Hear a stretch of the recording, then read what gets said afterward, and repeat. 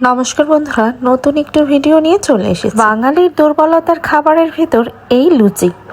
আর এই লুচিটা নিয়ে একটা গল্প আপনাদের সাথে শেয়ার করতে এসেছি। সকালে উঠে একটু লুচি খেতে মনে চেয়েছে। যশোরে জলযোগ নামে যে দোকানটা, এটা লুচির জন্য বিখ্যাত। বরকে বললাম সেখান থেকে একটু লুচি আর সাদা রসগোল্লা এনে দাও। দুর্ভাগ্যবশত সাদা মিষ্টিটা নেই, তাই কালো মিষ্টি এনে দিয়েছে।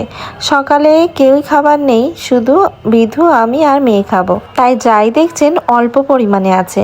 আর মা কলেজে চলে গেছে, তাই মার জন্য আর আনেনি। এই জলযোগের ডালটাই সব থেকে বেশি মজার। আর ডালটাও নিয়ে এসেছে, গরম গরম সবকিছু ছিল। বিভিন্ন জায়গায় এলাকা বুঝে সেখানকার খাবার বেশি ফেমাস থাকে। আপনাদের এলাকার কোন খাবারটা বেশি ফেমাস সেটা জানাবেন। খুলনাতে আবার আমরা গেলে ওই যে খাসির পায়া, তন্দুর রুটি এইসব খেতে খুব বেশি পছন্দ করি। আর একদিন সকালবেলা চিকেন ভুনা খিচুড়ি খেতেও খুব মজা। সকালের খাবার হিসাবে খুলনাতেই এটাই পাওয়া যায়।